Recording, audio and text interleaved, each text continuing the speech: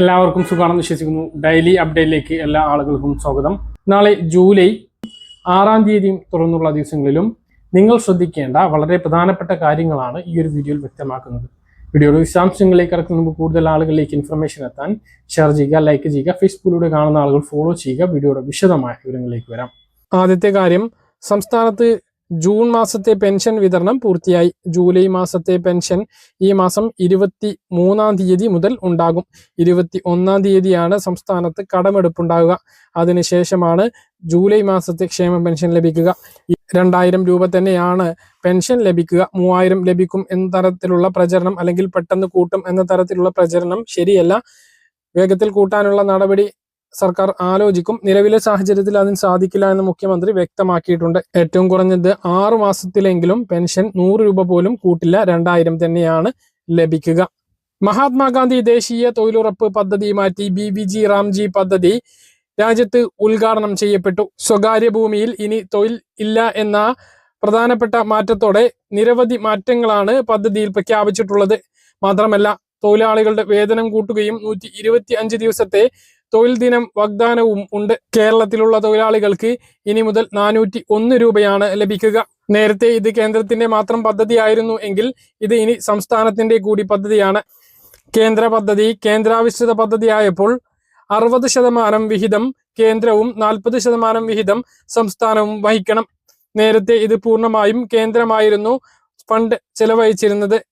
കേരളത്തിലുള്ളവർക്ക് 401 രൂപയാണ് കൂലി ലഭിക്കുക. സ്വകാര്യ ഭൂമിയിൽ ഇനി തൊഴിലുറപ്പ് നടക്കില്ല. നിലവിൽ തൊഴിലുറപ്പ് പദ്ധതിയിൽ അംഗങ്ങളായിട്ടുള്ളവർക്ക് തുടർന്നും ജോലിയെടുക്കാം. തദ്ദേശ സ്ഥാപനങ്ങളിലൂടെ പുതിയ BBG റാംജി പദ്ധതിയുടെ കാർഡ് ലഭിക്കും. അതുവരെ നിലവിലുള്ള തൊഴിലുറപ്പ് പദ്ധതിയുടെ കാർഡ് ഉപയോഗിക്കാം. പുതിയ അംഗങ്ങൾക്ക് ചേരാനും സാധിക്കുന്നതാണ്. തൊഴിലുറപ്പ് ജോലി ഭിന്നശേഷിക്കാർക്കും പ്രായമായവർക്കും കൂടുതൽ സുഗമമാവുന്ന രൂപത്തിൽ അവർക്ക് അനുയോജ്യമായിട്ടുള്ള തൊഴിൽ ലഭ്യമാക്കുന്നത് അടക്കമുള്ള നടപടികളാണ് പദ്ധതിയിൽ പ്രഖ്യാപിച്ചിട്ടുള്ളത്. പദ്ധതി മാറുന്നതോടുകൂടി തൊഴിലുറപ്പ് തൊഴിലാളികൾക്കുള്ള ക്ഷേമനിധിയും അവതാളത്തിലാകുകയാണ്. തൊഴിലുറപ്പ് തൊഴിലാളികൾക്ക് രാജ്യത്ത് ആദ്യമായി തുടങ്ങിയ ക്ഷേമനിധി ബോർഡിന്റെ പ്രവർത്തനം അവതാളത്തിലാകും. മാസം 50 രൂപ മാത്രം അംശാദായം വാങ്ങി കേരളത്തിൽ തുടങ്ങിയ ക്ഷേമനിധിയിൽ കുറഞ്ഞത് 6 ലക്ഷം പേരെങ്കിലും ചേർക്കാനായിരുന്നു ലക്ഷ്യമിട്ടിരുന്നത്. പ്രവർത്തനം തുടങ്ങി 3 വർഷത്തിനിടെ ഇതുവരെ 17,742 പേർ മാത്രമാണ് ഇതിലേക്ക് അപേക്ഷിച്ചത്. അംഗീകരിച്ച അപേക്ഷകൾ 14,415 ആണ്. അംശാദായം അടച്ചു തുടങ്ങിയവർ 8,345 പേരാണ്. മഹാത്മാഗാന്ധി ദേശീയ ഗ്രാമീണ തൊഴിലുറപ്പ് പദ്ധതിയിലെയും അയ്യങ്കാളി നഗര തൊഴിലുറപ്പ് പദ്ധതിയിലും തൊഴിലാളികൾക്ക് ആനുകൂല്യം നൽകാനാണ് കഴിഞ്ഞ സർക്കാർ ക്ഷേമനിധി ബോർഡ് രൂപീകരിച്ചത്. അംഗങ്ങളെ ചേർക്കാൻ ജില്ലകളിൽ പ്രചരണം നടത്തിയിട്ടും കാര്യമായിട്ടുള്ള ഫലം ഉണ്ടായില്ല. ക്ഷേമനിധിയിൽ ചേരാൻ പലരും മടി കാണിക്കുന്നതിന് പല കാരണങ്ങളുണ്ട്. കൈപ്പറ്റിക്കൊണ്ടിരിക്കുന്ന ക്ഷേമ പെൻഷൻ കിട്ടാതാകുമോ എന്ന ആശങ്ക പല തൊഴിലാളികൾക്കുമുണ്ട്. ഏതെങ്കിലും ഒരു പെൻഷന് മാത്രമായിരിക്കും അർഹത ഉണ്ടാവുക. തൊഴിലുറപ്പിന്റെ ഭാവി എന്താകുമെന്ന ആശങ്കയാണ് രണ്ടാമത്തേത്.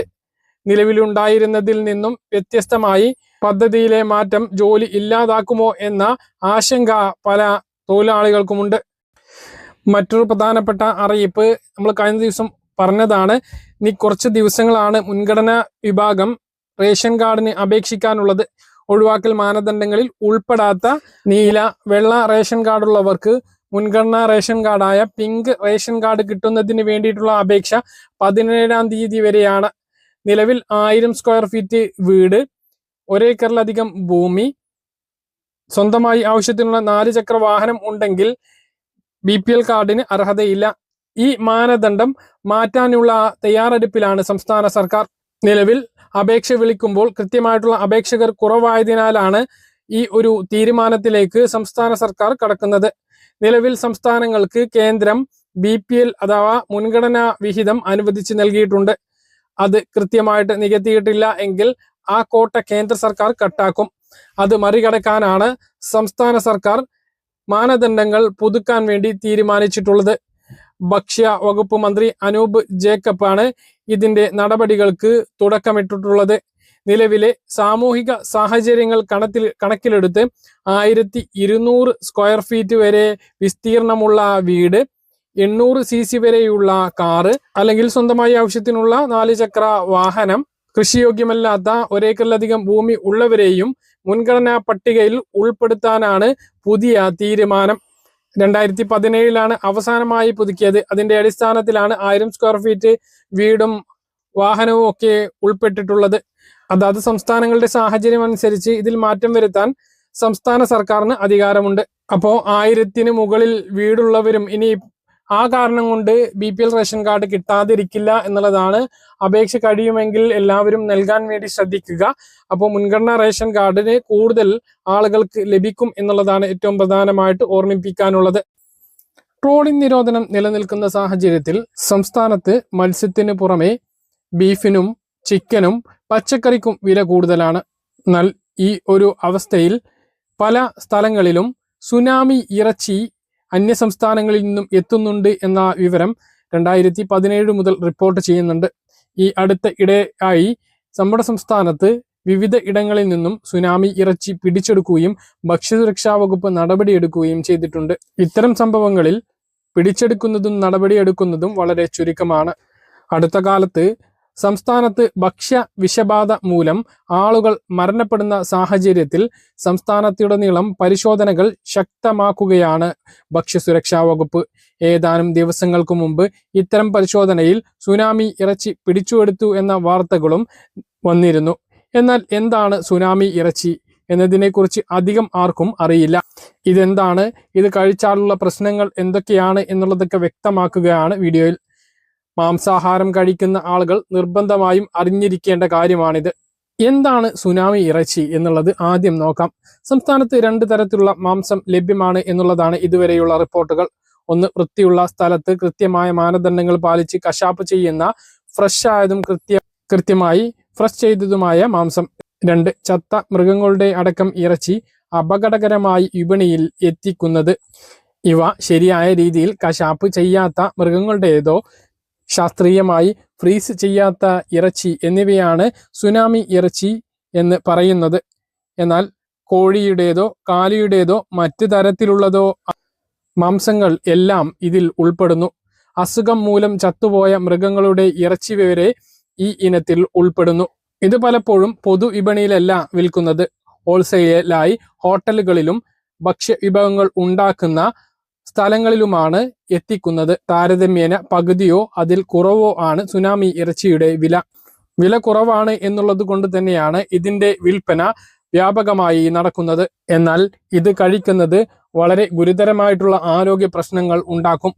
മരണം വരെ സംഭവിക്കാവുന്ന ഗുരുതര അപകടത്തിലേക്ക് സുനാമി ഇറച്ചിയുടെ ഉപയോഗം നിങ്ങളെ എത്തിക്കുന്നതാണ്. കഴിക്കുന്ന ഭക്ഷണം എപ്പോഴും ആരോഗ്യമുള്ളതായിരിക്കണം എന്നതാണ് നാം ശ്രദ്ധിക്കേണ്ട പ്രധാനപ്പെട്ട കാര്യം.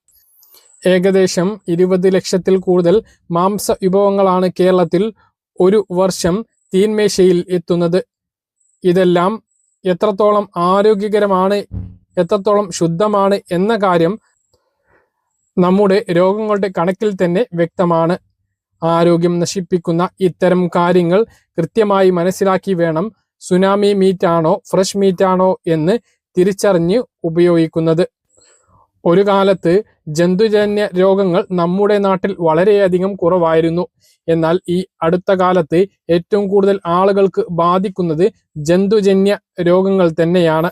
ഇതിൽ തന്നെ ആന്ത്രാക്സ് പോലുള്ളവ മൃഗങ്ങളിൽ നിന്നും മനുഷ്യരിലേക്ക് എത്തിക്കഴിഞ്ഞിട്ടുണ്ട്.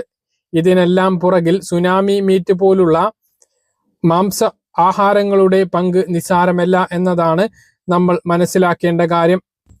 ബാസിലസ് ആന്ത്രാക്സ് എന്ന ബാക്ടീരിയയാണ് ആന്ത്രാക്സ് എന്ന ഗുരുതര രോഗത്തിലേക്ക് എത്തിക്കുന്നതിന്റെ പ്രധാന കാരണം. രോഗാവസ്ഥയിലുള്ള മൃഗങ്ങളുമായി സമ്പർക്കം പുലർത്തുന്നതിൻ്റെയോ ഭക്ഷിക്കുന്നതിൻ്റെയോ അടിസ്ഥാനത്തിലാണ് രോഗം ബാധിക്കുന്നത്. മരണത്തിലേക്ക് വരെ നമ്മളെ എത്തിക്കുന്ന അവസ്ഥയാണ് ഇതിലൂടെ ഉണ്ടാകുന്നത് എന്ന് നിസ്സംശയം പറയാൻ കഴിയും. കാരണം അത്രയേറെ അപകടങ്ങളാണ് പഴകിയ ഇറച്ചി അഥവാ സുനാമി ഇറച്ചി നമുക്ക് നൽകുന്നത്. പനി, ഛർദി, വയറിന്റെ അസ്വസ്ഥത, വയറിളക്കം, ഡയേറിയ, ശ്വാസതടസ്സം തുടങ്ങിയ നിരവധി ലക്ഷണങ്ങൾ തുടക്കത്തിൽ തന്നെ കാണിക്കാറുണ്ട്. വളരെയധികം ഗുരുതരമായ അവസ്ഥയിലേക്ക് നിങ്ങൾ എത്തുന്നതിന് മുമ്പ് തന്നെ ഇത്തരം അവസ്ഥയിൽ പെട്ടുകഴിഞ്ഞാൽ ഡോക്ടറെ കാണുകയും കൃത്യമായ പ്രതിരോധ നടപടികൾ എടുക്കുകയും വേണം. അല്ലാത്ത പക്ഷം ജീവൻ വരെ നഷ്ടമായേക്കാനുള്ള സാധ്യതയുണ്ട്. സുനാമി ഇറച്ചികളായിട്ടുള്ള പഴയ ചിക്കനോ ബീഫോ മാത്രമല്ല, കേടായ ഏത് മാംസവും, അതായത് നമ്മുടെ വീട്ടിൽ നല്ല ഇറച്ചിയാണ് എന്ന് കരുതി വാങ്ങിയത് പഴകിയാൽ പോലും കേടായ ഏത് മാംസവും കഴിക്കുന്നത് വളരെയധികം അപകടകരമാണ്. ഇത് ഭക്ഷ്യജന്യ രോഗങ്ങൾക്ക് കാരണമാകുന്ന അതിഗുരുതരമായ ബാക്ടീരിയകൾ ഉണ്ടാകുന്നതിന്റെ ഫലമായി മനുഷ്യർക്ക് ഭക്ഷ്യ വിഷബാധ ഉണ്ടാകുന്നതാണ്. ഇത് രക്തത്തിൽ കലർന്ന് മരണം വരെ സംഭവിക്കാം. സാൽമോണല്ല ഷിഗാട്ടോക്സിൻ ഉൽപ്പാദിപ്പിക്കുന്ന ഈകോളിക് ബാക്ടീരിയകൾ, STEC എന്നിവയെല്ലാം ദോഷകരമായി ശരീരത്തെ ബാധിക്കുന്ന ബാക്ടീരിയകൾ ആണ്. പലപ്പോഴും രോഗലക്ഷണങ്ങൾ പ്രത്യക്ഷപ്പെടാൻ കുറച്ച് ദിവസങ്ങൾ എടുത്തേക്കാം എന്നതാണ് പലരും ഇത് നിസാരമായി വിടുന്നതിന് കാരണം. അതുകൊണ്ട് തന്നെ എല്ലാ ആളുകളും ഈ കാര്യത്തിൽ ജാഗ്രത പാലിക്കണം. പുറത്തുനിന്നും ഭക്ഷണം കഴിക്കുന്നവർ കൃത്യമായിട്ടുള്ള നല്ല ഇറച്ചി തന്നെയാണ് അത്തരം സ്ഥാപനങ്ങളിൽ ഉപയോഗിക്കുന്നത് എന്ന് ഉറപ്പുവരുത്തേണ്ടതാണ്. കുറഞ്ഞ വിലക്ക് തുച്ഛമായ ലാഭം നോക്കി ഇത്തരം മാംസാഹാരങ്ങൾ കഴിക്കുന്നത് ജീവന് തന്നെ ഭീഷണിയാണ്. ഈ വിവരം പരമാവധി ആളുകളിലേക്ക് ഷെയർ ചെയ്യാൻ മറക്കരുത്. പറഞ്ഞ കാര്യങ്ങൾ കൃത്യമായിട്ട് മനസ്സിലാണെന്ന് കരുതുന്നു. ഇതുപോലുള്ള ഇൻഫർമേഷനുകൾക്ക് ഫോളോ ചെയ്യുക, സബ്സ്ക്രൈബ് ചെയ്യുക. മറ്റൊരു വീഡിയോയുമായി നമുക്ക് വീണ്ടും കാണാം. ബൈ.